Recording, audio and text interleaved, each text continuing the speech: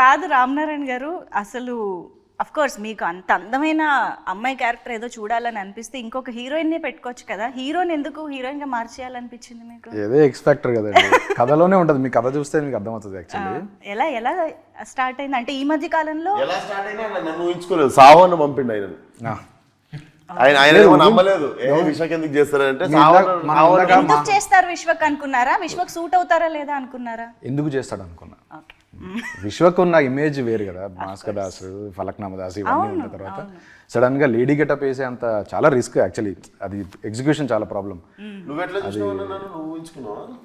అంటే కొంచెం normal audience, normal హీరోలు అలా చేయరు, ఈయన కొంచెం ఎక్స్ ఫ్యాక్టర్, కొంచెం కొత్తగా ట్రై చేద్దాం అనేది ఒకటి ఉంటేనే, ఆ దూర ఏదో అంటారు కదా, అది ఉంటేనే చేయగలుగుతారు. V for Vishwak Sen, V for versatility. Yes. దానికి దూలాన్ని పేరు పెట్టింది. ఆయన హైదరాబాదీ స్టైల్లో చెప్పారు. అది రైట్ వర్డ్ కాదు కానీ బట్ అట్లీస్ట్ ఏదైనా ఎక్స్పెరిమెంట్, నేను నా పక్కన ఉండేసరికి మీకు ఫ్లోలో అంటే ఎక్స్పెరిమెంట్ చేయాలనే ఆలోచన కూడా అందరు రాదు కదండి అంత తొందరగా. ఎందుకంటే ఆ గట్స్ ఉండాలి, ప్యాషన్, ఆ పిచ్చి అన్ని వేసుకోండి. కరెక్ట్ వర్డ్, పిచ్చి. జనరేషన్ హీరోస్ లో విశ్వక్ తప్ప ఎవరు చేయలేరు. మరి మీరు విశ్వక్ తప్ప ఎవరు చేయలేరు అన్నప్పుడు మీరు ముందు విశ్వక్ గారికి ఎందుకు వెళ్ళలేదు?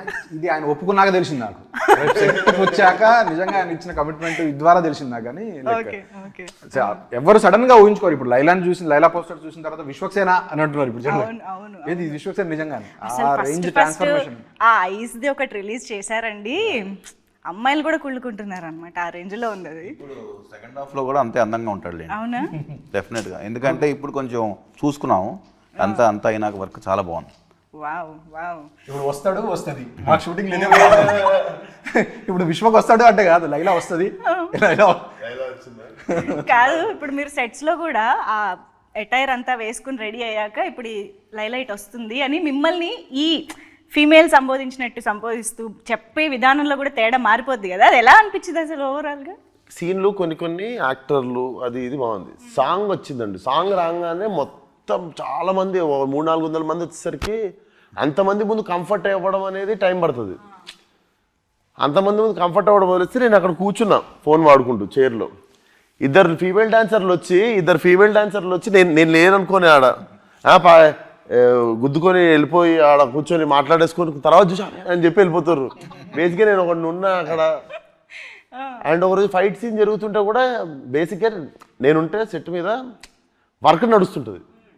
అండ్ ఏదో చిన్న మర్యాదతో ఎక్కువ అరుచుకోరు, పని జరుగుతుంటుంది కదా. ఫైట్ సీన్ రోజు ఒకరోజు నేనున్నా అన్నది మర్చిపోయారు వాళ్ళు. అంటే విశ్వక్ లేడు కదా ఇక్కడ అన్నట్టే ఉండే సెట్లో. కనగానే ఒకసారి అందరికీ ఉన్నాడు, విశ్వక్ ఉన్నాడు అని గుర్తొచ్చింది. కొంచెం మర్చిపోయారు మెల్లమెల్ల.